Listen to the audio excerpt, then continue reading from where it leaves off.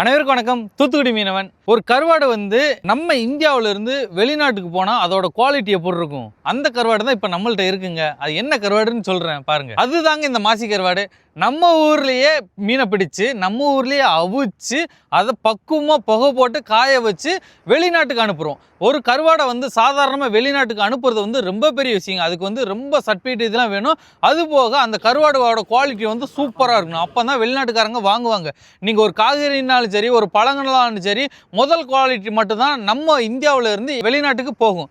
அதே மாதிரி தாங்க இந்த கருவாடு, மாசி கருவாடு நம்ம ஊரில் இருந்து, தூத்துக்குடியிலேருந்து வெளிநாட்டுக்கு எக்ஸ்போர்ட் ஆகுதுங்க. இந்த கம்பெனிக்குள்ளே யாருமே போய் வாங்க முடியாது. நமக்காக அண்ணன் தம்பி உனக்கு மட்டும் தான் நான் இந்த மாசி கருவாடு தருவேன், வேறு யாருக்கும் கொடுக்க மாட்டேன் அப்படின்னு சொல்லிட்டு நமக்காக இந்த மாசி கருவாடை தர்றாங்க. நான் நம்ம கஸ்டமராக இருக்கிற உங்களுக்காக நான் இந்த மாசி கருவாடை நான் அனுப்பி வைக்கேங்க. மாசி கருவாடுனாலே மாலத்தீவு மாசி கருவாடு, ஸ்ரீலங்கா மாசி கருவாடு தாங்க ஃபேமஸ். ஆனால் அதை விட நம்ம தூத்துக்குடி மாசி கருவாடு அதை விட ஃபேமஸுங்க. நம்மளுக்கு இடுப்பு வலி இருக்கும், வாத பிரச்சனை இருக்கும். அது போக பார்த்தீங்கன்னா பித்தத்தில் ஏதாச்சும் ஒரு பிரச்சனை ஏற்படும்ல, அதுக்கு ஏற்ற ஒரு மருந்து தான் இந்த மாசி கருவாடுங்க.